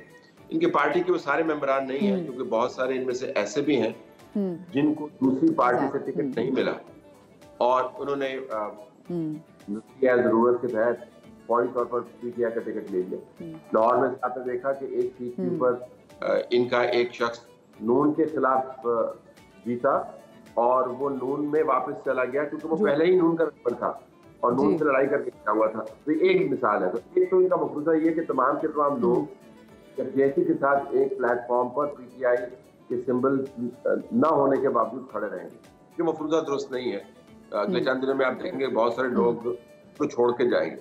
दूसरा इनका मफरूजा ये है कि जब असेंबली के अंदर जाएंगे तो उस वक्त आज़ाद उम्मीदवार इनके इतनी तादाद में होंगे कि ये अपना स्टेक क्लेम कर सकें जी कि हमने अपना बंदा खड़ा करना है। अब मसला ये है कि आज़ाद हैसियत में वज़ीर आज़म का कैंडिडेट तो आप खड़ा कर सकते हैं, लेकिन वो किसी पार्टी प्लेटफॉर्म से नहीं होगा और वो अलायंसेस उनको बनानी होंगी। ये 93 अगर आपके पास है तो आपको एक सिंपल मेजॉरिटी की दूसरों से बात करनी होगी, और जो दूसरे हैं वो ऑलरेडी, क्योंकि अभी एक और चैलेंज भी तो उनको दरपेश है कि उन्होंने अपनी रिजर्व सीटें अगर क्लेम करनी है तो फिर कितना उनके पास टाइम है कि किसी भी, जैसे कि आप बात भी करें, बिल्कुल सही कह रहे हैं, पार्टी के साथ उनको मिलाना पड़ेगा। इंतखाबात करवाने, बल्कि उनको इंतखाबात करवा के इंडोर्समेंट लेनी है, फिर पार्टी का जो सिंबल है उसके गिर्द अपनी पार्टी को फाल करना है। इनकी पार्टी इस वक्त गैर फाल है, खत्म नहीं होगी ऑब्वियसली, लेकिन गैर फाल इलेक्शन का मामला लटका हुआ, they don't have time on their side. तीसरा इनका जो मकसद है वो बड़ा दिलचस्प है। इनका मानना ये है कि कराची से लेकर लाहौर तक और कश्मीर से लेकर बदीन तक इनकी बहुत सारी सीटें जो है वो खींची गई हैं। अगर वो सीटें इनके ख्याल के मुताबिक अदालती प्रोसेस के जरिए वापस आ जाती हैं तो ये क्लेम करते हैं कि इनके पास 170 के करीब सीटें हैं। अब देखें, ये तो एक ऐसी सवैयां पकाने की कोशिश कर रहे हैं, ये तो मफरूजा है ना। हाँ, मफरूजा हकाइक में थोड़ा फर्क है। ये तीनों मफरूजे हैं इनके, तो मेरे ख्याल में इनकी हुकूमत बनती हुई नजर आ नहीं रही। इनकी हुकूमत खैबर पख्तूनख्वा के अंदर साफ सुथरे अंदाज से बन जाएगी और अमीन अली गंडापुर साहब जो हैं वो इनके चीफ मिनिस्टर होंगे और फिर खैबर पख्तूनख्वा वाले मजे करेंगे आराम से। और मुझे एक बात बताएं, एक ऐसी पार्टी जिसको आज हम क्रेडिट दे रहे हैं कि उन्होंने यूथ को चैनलाइज किया कि एटलीस्ट वो बाहर निकलें, अपना गुस्सा चैनलाइज करने का उनको एक तरीका दिया कि आप निकल के वोट दें, खवातीन घरों से बाहर निकली। एक ऐसी जमात जो एक तरफ बता रही है कि वो यूथ को के बारे में कितना सोच रही है, खवातीन के बारे में कितना सोच रही है, एट द सेम टाइम वही प्रोग्रेसिव जमात जो कि खुद को क्लेम भी कर रही है, और बाकी एक इनको क्रेडिट देना भी चाहिए। वो कहते हैं ना, give the devil it's due, कि उन्होंने लोगों को और नौजवान नस्ल को बाहर निकाला वोट देने के लिए। दूसरा वो ये सोच रहे हैं कि सीएम बनाए गंडापुर साहब को, जिनकी तकारीर आपके और हमारे सामने हैं, जिनकी जो लैंग्वेज जो इस्तेमाल करते हैं, तो आपको लगता है कि उनको जेब देगा किसी ऐसे बंदे को अपना फ्रंटमैन बनाए? जेब क्या इनको देगा वो तो आपके सामने है। क्या बुज़दार जेब देता था पंजाब में? बुज़दार आया। क्या एक मॉडर्न जमात तालिबान की तरफ ओरिएंटेशन रखते हुए उनको जेब देता था, लेकिन वो उन्होंने जेब दिया? क्या एक ऐसी जमात जो कहती है कि हमने मुझे पेशावर में तो दफ्तर बनाने का कह रहे थे। जी बिल्कुल, एक ऐसी जमात जो कहती है कि यूथ को हमने सीधे राह पे लगाया, 9 मई इनको जेब देता था। जेब तो बहुत सारी चीजें नहीं देती थी, लेकिन मैं दोबारा कहूंगा कि मजे करें। खैबर पख्तूनख्वा में इन्होंने मैंडेट दिया है, अमीन अली गंडापुर साहब को एंजॉय करें अगले 5 साल। बल्कि अब तो मैं ये भी तज्जियाती तौर पर दुआ करने लग गया हूँ कि रिपीटेडली अमीन अली गंडापुर साहब जो है वो चीफ मिनिस्टर रहें, ताकि सबका शौक निकल जाए कि कैसे आप वोट के जरिए इस किस्म की रवायात को परवान चढ़ाते हैं। लेकिन खैबर पख्तूनख्वा के अंदर इनकी हुकूमत बन जाएगी। पंजाब के अंदर नून के पास क्लियर मेजोरिटी होने जा रही है। कराची जहाँ पे आप बैठी हैं वो सिंध के वोट की वजह से कराची असेंबली के अंदर बनेगी हुकूमत पार्टी की। मरकज के अंदर आपको अलायंस बनती हुई नजर आ रही है। पीटीआई अपने मफरूजों के गिर्द मामला को घुमा रही है, लेकिन जो बुनियादी बात तमाम मफरूजों से और बहस से आगे की है वो ये बहुत ही मुतनाज़ा इंतखाबात हो गए। ये साफ सुथरे इंतखाबात नहीं रहे, हर तरफ से इसके ऊपर एतराज़ात आ रहे हैं। बिल्कुल सही बात है। अच्छा, वैसे आखिर में मुझे बता दीजिए तलत हुसैन साहब, आप किसको पाकिस्तान का नेक्स्ट प्राइम मिनिस्टर बनता हुआ देख रहे हैं? वैसे फिलहाल जो हालात बने हुए शहबाज शरीफ साहब, आपको मैं आपके शो के तवसत एक ब्रेकिंग न्यूज भी दे दूं कि पाकिस्तान के मशरिक़ वस्ता के जो हाई कमिश्नर्स हैं, जो एम्बेसडर्स हैं, और 2 मगरबी ममालिक के जो एम्बेसडर्स हैं और एक हाई कमिश्नर है, उनको ऑलरेडी ये बता दिया गया है कि पाकिस्तान के वजीर आजम के दौरे का बंदोबस्त करें, तैयारियां करें। उनमें से जब 2 से मैंने बात की तो मैंने कहा भाई वजीर आजम तो हमें नहीं पता वजीर आजम कौन सा, दौरे कौन से करवा रहे हो तुम? वो काकर साहब की बात तो नहीं कर रहे कहीं? नहीं, नहीं नहीं, तो उन्होंने कहा जी कि वो फिल इन द ब्लैंक्स होगा, वो हिस्सा खाली छोड़ा हुआ है, लेकिन वजीर आजम के दौरे की तैयारियां हो रही हैं, तो इससे आपको पता चल जाएगा कि ये मामला तयशुदा है। फिलहाल लगता ये है कि शहबाज शरीफ साहब is in with a good chance. सही, ठीक है, थैंक यू सो मच जी। तलत हुसैन साहब हमारे साथ मौजूद थे और बता रहे थे कि जी शो के थ्रू ये एक ब्रेकिंग न्यूज़ भी दे रहे थे कि मशरिक़ वस्ता में जो ममालिक है वहाँ पर कहा भी जा रहा है कि जी पाकिस्तान के वज़ीर आज़म के दौरे की वो तैयारी भी शुरू करें, और एक ऐसा टाइम है जिसमें अभी ये पता नहीं चल रहा है कि हुकूमत बनेगी किसकी और वज़ीर आज़म कौन होगा, ये तय हो जाना, ये एक बहुत बड़ी बात है। पाकिस्तान पीपल्स पार्टी की पोजीशन के हवाले से भी हम जान लेते हैं, क्योंकि पाकिस्तान पीपल्स पार्टी की पोजीशन इतनी दिलचस्प है कि कोई भी, अगर मैं मुस्लिम लीग नून की बात करूं या आज़ाद उम्मीदवारों के हवाले से बात भी करूं, अगर वो पाकिस्तान पीपल्स पार्टी को अपने साथ नहीं मिलाते वो हुकूमत फॉर्म नहीं कर सकते। पाकिस्तान पीपल्स पार्टी का इस हवाले से क्या कहना है? सईद गनी पाकिस्तान पीपल्स पार्टी के सीनियर रहनुमा हमारे साथ मौजूद भी हैं, उनको शामिल गुफ्तगू भी करेंगे। अस्सलाम वालेकुम सईद साहब, वेरी गुड मॉर्निंग। सईद भाई ये बताएं, क्या सोचा है पाकिस्तान पीपल्स पार्टी ने? मुलाकातें तो बड़ी अच्छी हो रही हैं, बड़े अच्छे माहौल में भी हो रही हैं मुस्लिम लीग नून के साथ, तो क्या ये चीज़ तय पा गई है कि मिल के बैठ के आवाम के लिए कुछ करेंगे? नहीं, अभी तक ये तो तय नहीं पाया कि किस तरह से हमने उनके साथ चलना है, क्योंकि वो आपके इल्म होगा कि आज पाकिस्तान पीपल्स पार्टी की सेंट्रल एग्जीक्यूटिव कमेटी का इजलास है इस्लामाबाद में, और उसमें फिर ये पार्टी फैसला करेगी कि हमने करना क्या है। और जो इससे पहले हमारी सीईसी की मीटिंग हुई थी जिसमें ये फैसला हुआ था कि बिलावल भुट्टो जरदारी साहब जो है वो वज़ीर आज़म के कैंडिडेट होंगे इस पार्टी के, तो अब ज़ाहिर है अगर उस फैसले में कोई तब्दीली होती है या उसी के ऊपर हमने खड़े रहना है, तो ये दोबारा सीईसी के पास इख्तियार है कि वो ये तय करें, और देखिए बाद ये मीटिंग है क्या होता है। सही, अच्छा सईद मुझे बताएं, आपकी आज़ाद उम्मीदवारों से कोई बात हुई है पार्टी फॉर्म करने के हवाले से और गवर्नमेंट फॉर्म करने के हवाले से? देखिए राब्ते तो तमाम जमातें कर रही हैं, यकीनी तौर पर हमारे भी कुछ लोगों से राब्ते तो हैं। सही, और मुझे बताएं कि आज़ाद उम्मीदवार जो कि बैक्ड बाय पाकिस्तान तहरीक इंसाफ भी नहीं है, उनसे क्या आपकी बातचीत जारी है? क्योंकि हमने देखा कि तकरीबन 5-6 आज़ाद उम्मीदवारों ने तो मुस्लिम लीग नून ज्वाइन कर ली है, पाकिस्तान पीपल्स पार्टी को भी ज्वाइन करने जा रहे हैं ऐसे? देखिए ज्वाइन करते हैं नहीं करते हैं, कितने करते हैं, वो तो अभी कुछ दिन आपको इंतजार करना पड़ेगा, लेकिन जो कैंडिडेट आज़ाद के तौर पे जीता है वो बहरहाल किसी पार्टी का नहीं है फिलहाल, तो उसके पास ये इख्तियार बिल्कुल है कि वो चाहे तो किसी भी पार्टी को ज्वाइन करे या फिर वो आज़ाद के तौर पर ही रहे।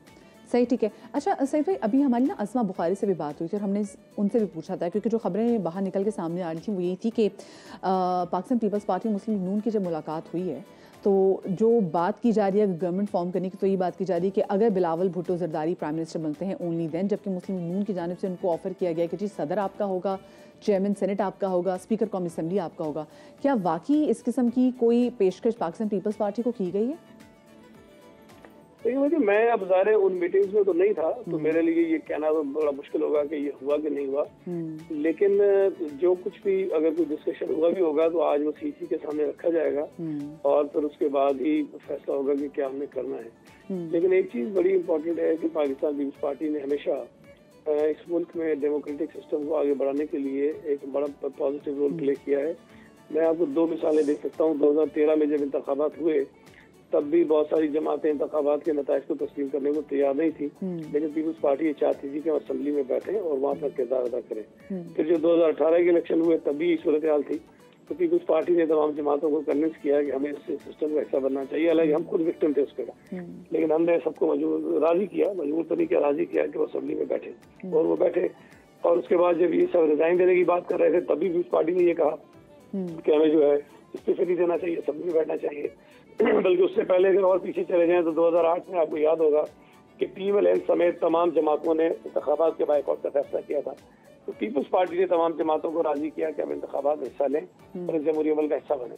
तो पीपल्स पार्टी का अगर आप पूरा ट्रैक देखें ना, तो हमने हमेशा कोशिश ये की है कि जिस किस्म का भी निज़ाम है उसके ऊपर बहुत खामियां होंगी, बहुत सारे एतराज़ात हो सकते हैं, लेकिन हमें इस निज़ाम से बाहर नहीं निकलना चाहिए और उसके अंदर रह के काम करना चाहिए। तो पीपल्स पार्टी फिर भी कोशिश करेगी कि किसी तरह से ये जो भी अरेंजमेंट बनता है वो आगे चले और इंतखाबात के ऊपर जिस तरह के एतराज़ात हैं, हमें भी एतराज़ात हैं, लेकिन हमें आगे बढ़ना चाहिए, निज़ाम को ठीक करने की कोशिश करनी चाहिए। अच्छा सर, आपको नहीं लगता कि एक पॉलिटिकल पार्टी जिसने बड़ी मेजॉरिटी में भी सीटें हासिल की हैं, उनका एक बड़ा रवैया था कि वो पॉलिटिकल पार्टीज़ के साथ एक टेबल पे बैठ के बातचीत ही नहीं करना चाहते थे। अगर वो बड़ा मैच्योरिटी का सबूत देते, पॉलिटिकल मैच्योरिटी दिखाते, तो आज हालात उनके लिए भी मुख्तलिफ होते और पार्टी और गवर्नमेंट बनाना, गवर्नमेंट फॉर्म करना इतना मुश्किल ना होता। देखिए, ये बात अगर उनको समझ में आ जाती ना, तो ना तो मुल्क की सूरत हाल होती, ना पॉलिटिकल पोलराइजेशन इतनी ज़्यादा होती, और ना ही इंतकामी कार्रवाइयों को जिस बहस को लेकर के उस सद तक को जाते, ना गालम गलोच की सियासत इस मुल्क में हो रही होती। तो बहुत सारी चीज़ें मुख्तलिफ होती, लेकिन अब इमरान खान साहब को सारी चीज़ें कोई समझ नहीं आ रही थी, और जिस तरह की चीज़ें उन्होंने बोई थी आज वो काट रहे हैं। और मैं ये समझता हूँ कि मुझे नहीं पता इन तमाम जो इस वक्त सूरत हाल है, इमरान खान साहब उससे कितना सीखते हैं या कितनी पॉलिटिकल मैच्योरिटी उससे हासिल कर पाते हैं। मेरे लिए तो ये भी कहना बड़ा मुश्किल है, लेकिन इस जो भी सूरत हाल पैदा हुई है इंतखाबात में, जिस किस्म के एतराज़ात हैं या मुल्क में जो मुआशी बहरान है या सियासी बहरान है, उसका अगर कोई एक जिम्मेदार है तो इमरान खान है, और हमें इससे कुछ सीखना चाहिए सबक। मैं समझता हूँ कि आगे चल के इस तरह की चीज़ें होनी नहीं चाहिए। सही, ठीक है, बहुत शुक्रिया जी। पाकिस्तान पीपल्स पार्टी के सीनियर रहनुमा सईद गनी साहब हमारे साथ मौजूद थे। एक छोटी सी ब्रेक लेने जी, ब्रेक से वापस आते हैं, आप लोग कहीं मत जाइएगा।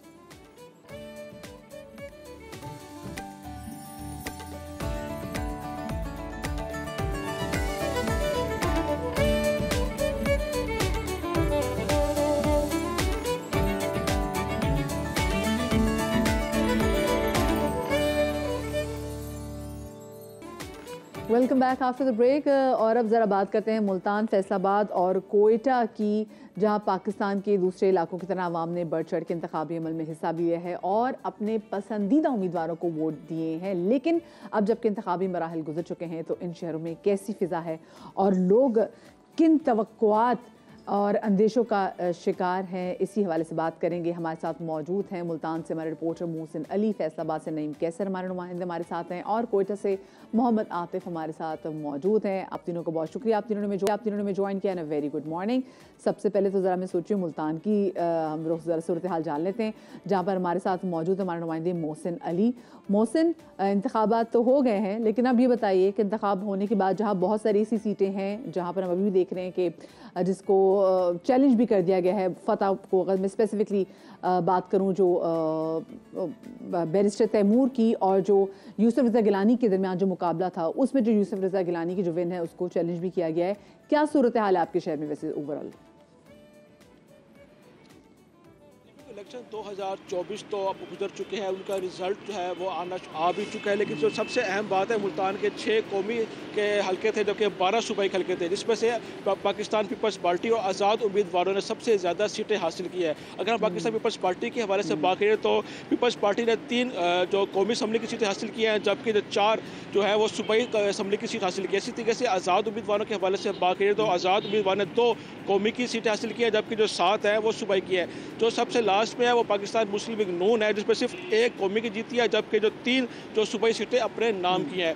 जो सबसे जो तगड़ा मुकाबला देखने को मिला है मुल्तान के हल्के में, वो हल्का NA 148 में था, पाकिस्तान के साबिक वज़ीर आज़म यूसुफ रज़ा गिलानी के मुबैन, जबकि जो पाकिस्तान तहरीक इंसाफ के आज़ाद उम्मीदवार थे बैरिस्टर तैमूर महक के मुबैन हुआ था, जिसमें जो गिलानी साहब है उन्होंने जो वोट हासिल किए थे वो 87,337 थे, जबकि जो तैमूर महक है उन्होंने 87,047 वोट हासिल किए थे, जबकि जो 330 वोटों से गिलानी साहब कामयाब हुए थे। इसी दौरान बैरिस्टर तैमूर महक ने आर ऑफिस पर दरख्वास्त दायर की थी कि इनके जो फॉर्म 45 है उसकी दोबारा गिनती का नोटिफिकेशन जारी किया जाए, लेकिन आर ओ की जानब से इसकी दरख्वास्त मुस्तरद की गई थी। अब उन्होंने आज कहा जा रहा है कि वो आज हाई कोर्ट में अपनी जो दोबारा रिकाउंटिंग की दरख्वास्त देंगे। इसी तरीके से मुल्तान के हल्का NA 151 के हवाले से बात करें, जो शाह महमूद कुरैशी की जो साहबजादी है महद बानो कुरैशी, वो भी इस इलेक्शन में हार गई है। उनका भी ये कहना है कि वो उनकी जो वोटों की तादाद थी जो रिजेक्ट हुए थे उनकी तादाद थी 16,655। उनका भी यही कहना है कि हमारे जो वोट है हमारे साथ धांधली हुई है, जो फॉर्म 45 में वोट दिखाए गए हैं वो नहीं है, जिसकी वजह से वो भी आर ओ के दफ्तर गई, लेकिन आर ओ वहाँ पर मौजूद नहीं थे। इस वजह से वो उनका भी ये कहना है कि वो आज भी हाई कोर्ट में जाएंगी, हाई कोर्ट में जाके अपील दायर करेंगी, इनकी दोबारा की वोटों की गिनती की जाए, या फिर जो वोट रिजेक्ट किए गए, सबसे ज़्यादा जो वोट रिजेक्ट किए गए वो 16,665 वो महर बानो कुरैशी के वोट में रिजेक्ट किए गए। उनकी अपील यही है कि दोबारा से इसकी रिकाउंटिंग की जाए ताकि रद्दोबदल किया जा सके। जबकि जो गिलानी खानदान है उनका यही कहना है कि कानूनी तरीके के मुताबिक आपका हक रखते हैं कि वो आप कोर्ट में जाके अपील दायर कर सकते हैं। ये तो मुल्तान के सबसे अहम हल्कों के हवाले से बात होगी, लेकिन उसके बाद बाकी है तो दूसरे हल्के हैं, वहाँ पे आज़ाद उम्मीदवार और पाकिस्तान पीपल्स पार्टी के उम्मीदवारों ने जो मैदान मार लिया है। अब वो ये कह रहे हैं कि अब जो हुकूमत बनेगी वो तो फिर आला जो उनके सियासतदान है वो फैसला करेंगे कौन उस पर आगे आता है। सही, ठीक है। अच्छा नईम, कैसे फैसलाबाद से हमारे नुमाइंदे, उनसे भी जान लेते हैं। नईम, फैसलाबाद में क्या सूरत हाल रही? आज़ाद उम्मीदवार फैसलाबाद से कितने कामयाब रहे? और फैसलाबाद में तो बहुत ऐसे रिजल्ट्स भी है जिन्होंने मतलब ये बता दिया कि जो बड़े बड़े बुर्ज हैं वो कैसे उलटते हैं। मैं स्पेसिफिकली अगर राना सनाउल्लाह साहब के वाले से बात करूँ, वो हार गए, तो क्या सिचुएशन थी फैसलाबाद में और अब क्या सिचुएशन है? जी देखिए, जो फैसलाबाद में इंतखाबी नताइज आए वो बड़े हैरान कुन थे और ख़ास तौर पर NA 100 का जो नतीजा था जिसमें राना सनाउल्लाह जो है वो डॉक्टर निसार जट से हारे हैं और तकरीबन ये 19 से 20 हज़ार वोटों के फ़र्क से हारे हैं। तकरीबन जितने भी सर्वे हो रहे थे उनमें यही कहा जा रहा था कि काफ़ी टफ मुकाबला है, लेकिन यहाँ पर जो है वो राना सनाउल्लाह जो है वो ईजीली जीत जाएंगे। लेकिन हैरान कुन तौर पर यहाँ पर राना सनाउल्लाह को शिकस्त का सामना, और उसके अलावा जो दूसरा मजबूत तरीन मुस्लिम लीग नून के उम्मीदवार थे आबद शेर अली, वो भी बुरी तरह हार गए। और ओवरऑल अगर मैं बात करता चलूँ तो फैसलाबाद में 10 कौमी असम्बली की नशिस्तों में से 9 कौमी असम्बली की नशिस्तें जो हैं वो आज़ाद उम्मीदवार ले उड़े हैं, जबकि एक नशिस्त जो है कौमी असम्बली की चौधरी शहबाज बाबर गुजर NA 98 से मुस्लिम लीग नून को मिली है और इसको भी चैलेंज कर दिया गया है आज़ाद उम्मीदवार हाफिज़ मोहम्मद मुमताज़ की जानिब से। हाफिज़ मोहम्मद मुमताज़ ने यहाँ पर 1,05,000 वोट हासिल किए हैं, जबकि शहबाज बाबर ने 1,19,000 वोट हासिल किए हैं।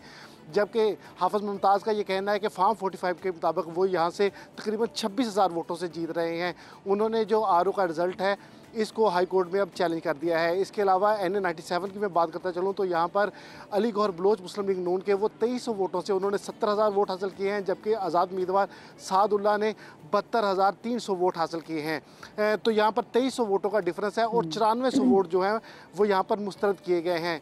तो यहाँ पर अली गौहर बलोच जो हैं उन्होंने भी वोटों की दोबारा गिनती के लिए दरख्वास्त जो है वो दायर की है आपको, ताहम अभी तक उसके ऊपर फैसला नहीं हो सका।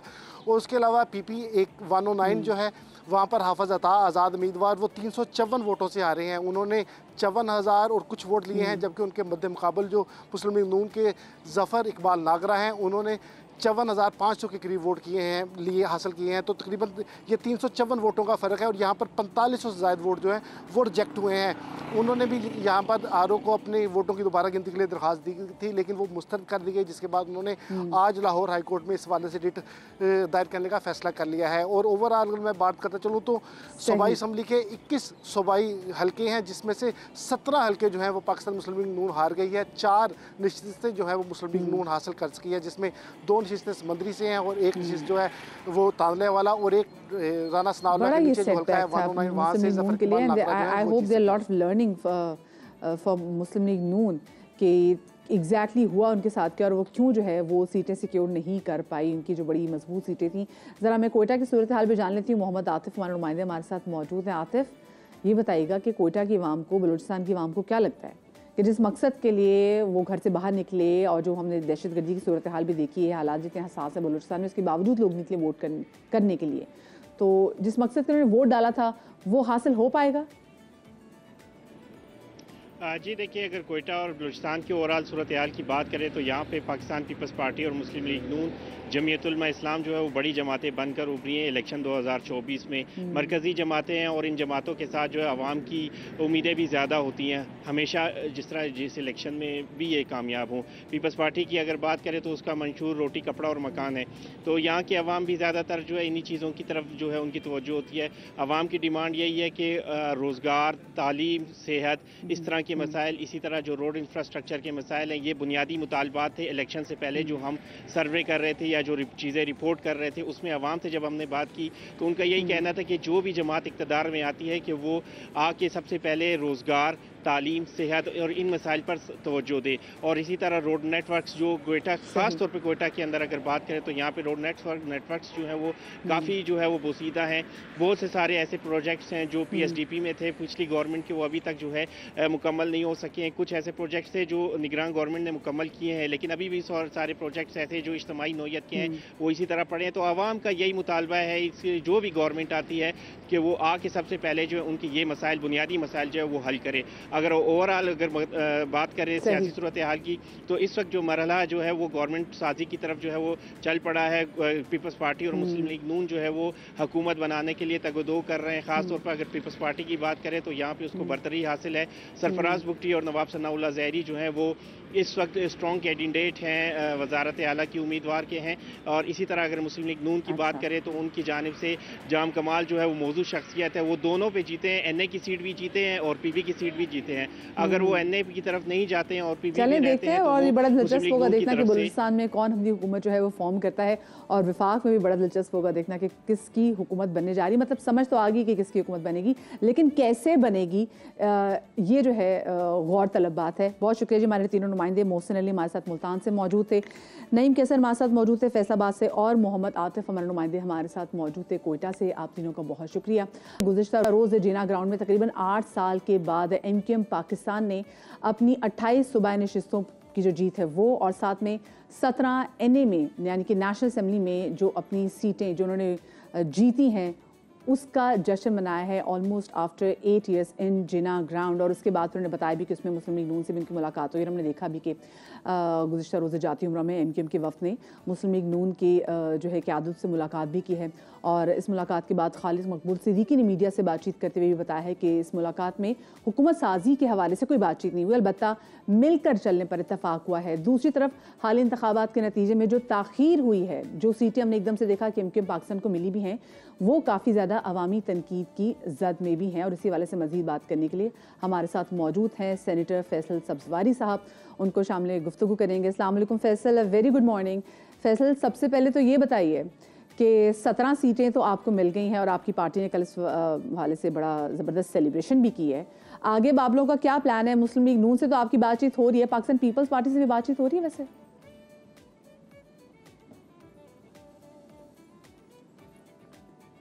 फैसल, कैन यू हियर अस?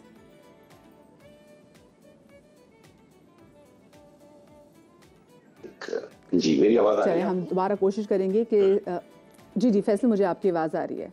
फैसल, ये बताइए सबसे पहले तो आपकी मुस्लिम लीग नून से जी हाँ, मुझे आपकी आवाज़ आ रही है। आप हमें सुन पा रहे हैं? चले, मैं दोबारा से कोशिश करती हूँ कि हम फैसल सब्ज़वारी से जो है वो रब्ता करने की कोशिश करें, बिकॉज़ इस वक्त अगर हम देखें तो मुस्लिम लीग नून जो है उनकी ऑलरेडी बातचीत पाकिस्तान एमक्यूएम पाकिस्तान से तो है ही, लेकिन साथ में अगर वो एमक्यूएम पाकिस्तान की भी ये 17 सीटें अपने साथ मिला लेते हैं, उसके बावजूद अगर ये पीपल्स पार्टी को अपने साथ ऐड नहीं करते तो ये हुकूमत सही तरीके से फॉर्म नहीं कर पाएंगे। एमक्यूएम पाकिस्तान इस वक्त क्या सोच रही है, क्योंकि स्पेसिफिकली हमने देखा भी है कि खालिद मकबूल सिद्दीकी, मुस्तफ़ा कमाल, गवर्नर कामरान टिसौरी और साथ में फ़ारूक सत्तार साहब, ये 4 जो हैं एमक्यूएम के सीनियर रहनुमा, ये लाहौर गए भी हैं, उन्होंने मुलाकात भी किया जाती उम्र में, तकरीबन 1 घंटे इनकी मुलाकात भी जारी रही। अब exactly what MQM Pakistan is thinking, इसी वाले से बात करेंगे। Senator Faisal Sabzwari has joined us again. Faisal, a very good morning. Faisal, क्या सोच रही है एमक्यूएम पाकिस्तान इस वक्त, क्योंकि हमने ये देखा कि खालिद मकबूल सिद्दीकी साहब ने बात की है कि जी हमने कोई अब दूसरी चीज़ों पर बात नहीं की, हमने सिर्फ ये कहा कि मिल के कैसे चलना है, उस हवाले से हम बात करने की कोशिश करें। क्या स्टांस है एमक्यूएम का इस वक्त? जी, बहुत शुक्रिया आपका। देखिए, स्टांस तो मुस्लिम लीग नून साहब के साथ हमने इलेक्शन से पहले भी जो गुफ्तगू की थी उसने यही रखा 2 चीज़ों के ऊपर। पहली चीज़ ये थी कि पाकिस्तान के आइन के तहत यहाँ मकामी हुकूमतों को, जिनको बल्दियाती या शहरी हुकूमतें कहते हैं, उनको भी बाइख्तियार और बावसाइल होना चाहिए।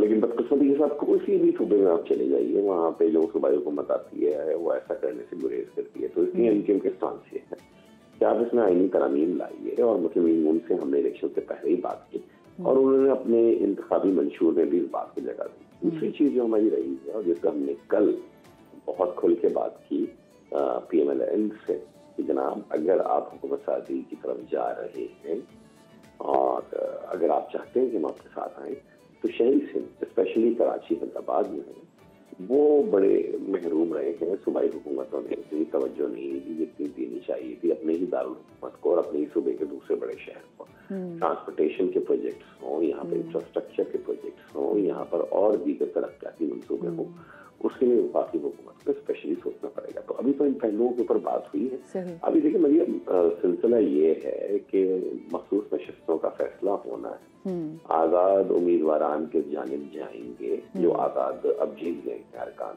वो किस जानिब जाएंगे, आया और जहाँ वो जा रहे हैं अगर वो PTI में ही रहते हैं, मखसूस नशिस्तें मिलेंगी या नहीं चलेंगी, ये सारी चीजें तय होंगी। उसके बाद थोड़े नंबर्स बातें होंगे और उसके बाद ही मेरे ख्याल में हुकूमत साजी के लिए मजीद संजीदा कोशिश है। सही। अच्छा फैसल, ये बताइए जो आप लोग को 17 सीटें मिली भी हैं कौमी असेंबली की, उनके बारे में कहा जा रहा है कि वो हकीकी नहीं है। आपके जो पुराने साथी हैं, आपके जो कोलिशन पार्टनर थे खुर्रम शेरजमान, वो ये कह रहे हैं कि जी ये एक दहशतगर्द जमात को कराची का मैंडेट दे दिया गया। दूसरी तरफ हाफिज़ नईमुर रहमान साहब को भी हम देखें तो इस वक्त उन्होंने जो PS 129 की सीट छोड़ने का भी वो ऐलान कर दिया। वो भी कह रहे हैं कि भी असल मुकाबला तो था ही जो है वो उनकी जमात का और इंडिपेंडेंट कैंडिडेट्स के दरमियान था। पता नहीं पाकिस्तान पीपल्स पार्टी और MQM सामने कैसे आ गई। पहली बात तो ये है कि हाफिज नईम साहब की जमात पिछले कोई 40 साल में जब MK ने बायकॉट किया तो ही जीते हैं यहाँ से, उसके अलावा तो जीतते नहीं। एक दफा वो मुत्तहदा मजलिस अमल जब मुशर्रफ साहब ने कुछ सीटें इनको दान कर दी थी, वो भी जमीयत उलमा इस्लाम इनके साथ थी और दीगर पार्टियां थी। तो हाफिज नईम साहब की मुझे प्रॉब्लम समझ में आती है, कम से कम अरबों रुपए उन्होंने लगवा दिए जमात इस्लामी की कराची में अपनी तस्वीरों के साथ। सिराजुल हक साहब की तस्वीर नहीं लगाते अपने अमीर की यहाँ पे, और उसके बावजूद भी ना बेचारे वो मेयर बन पाए और अभी भी अरबों रुपए लगा दिए। अब उनका दुख मुझे समझ में आता है। जहाँ तक खुर्रम शेरजमान साहब सही कह रहे होंगे, हम दहशतगर्द हैं, वो दहशतगर्दों से वोट लेने आते थे, एक दफा नहीं, वो 25 दफा तो आए खुर्रम शेरजमान 4 सालों में हमारे ऑफिस। तो उस वक्त उनको याद नहीं आता। तो मेरे ख्याल में ये वो बढ़के हैं, सियासी होती हैं। तीसरी बात ये है कि देखिए हमने कल मैं अगर सेफली कहूँ ना तो लाखों लोग कल मौजूद थे, जना ग्राउंड से लेकर आकर ये गुमान कर लेना कि ये सिर्फ आपको वोट पड़ा दूसरे को वोट नहीं पड़ा, ये बड़ी नामाकूल बात होती है। हाँ, हमारे पास पैसे नहीं थे कि हम इतनी बड़ी मीडिया कैंपेन चलाते या होर्डिंग लगाते या सोशल मीडिया। आप लोग के वैसे इश्तिहार नजर नहीं आए फैसल ना? मैंने आपको टेलीविजन पे आप लोग के इश्तिहार देखे, यूट्यूब पे भी आपका इश्तिहार नहीं कहीं नजर आ रहा था। जी, पैसे ही नहीं है हमारे पास। दूसरी इलेक्शन कमीशन जो है ये मुफी के कवानीन हासिल करे, बल्कि मैं पार्लियामेंट में प्रपोज भी करूंगा इस बात को। ये जमातें जो है अरबों रुपए के टेलीविजन के इश्तिहारात और सोशल मीडिया के चलाती हैं, और दूसरी तरफ हम ये ढकोसला देते हैं या कौमी असेंबली का उम्मीदवार जो है वो पता नहीं कितने मिलियन खर्च कर सकता है इंतखाबी अखराजात में, और सूबाई असेंबली का कितने कर सकता है। ये ढकोसला बंद करें। यानी गरीब आदमी इलेक्शन नहीं लड़ सकता, उसको डिसएडवांटेज होता है पहले ही दिन से। जब टीवी खोल रहे हैं, वो जब यूट्यूब में खोल रहा हूँ, इंडियन गाने आ रहे हैं और हाफिज नईम साहब की शक्ल आ रही है उसमें बार बार रुक कर, तो भाई ये मकसद ये मजाक बंद करना चाहिए। तो जहाँ तक आपकी बात है कि ये लोगों को एतराज था, मैं चले छोटी सी मिसाल दे देता हूँ। 2018 में हमने जिन नशिस्तों पे हारा भी दिखाया गया था ना, वहाँ और कुछ ना करें, MKM और PSP का वोट ही जमा कर लें ना, तो वो सारी सीटें हम जीते हुए थे। ये कराची शहर की डायनामिक्स काफी डिफरेंट है। यहाँ के वोटर ने हम पे 30-35 साल से, अल्लाह का शुक्र है, बहुत एतबार किया है। ऊंच नीच रही है लेकिन हमारे मामला उनके साथ बहुत। लेकिन फैसल, आपको नहीं लगता कि इलेक्शन के नतीजे जितने डिले हुए उसने तमाम तर प्रोसेस को बड़ा सस्पिशियस बना दिया है? ऐसा है, बिल्कुल आप दुरुस्त कह रही हैं, लेकिन ऐसा पहली दफा नहीं है। यानी मैंने 3 इलेक्शन लड़े हैं 2002 से लेकर आज तक। मुझे नहीं याद कि कभी भी 24 घंटे के अंदर अंदर नताई जाता।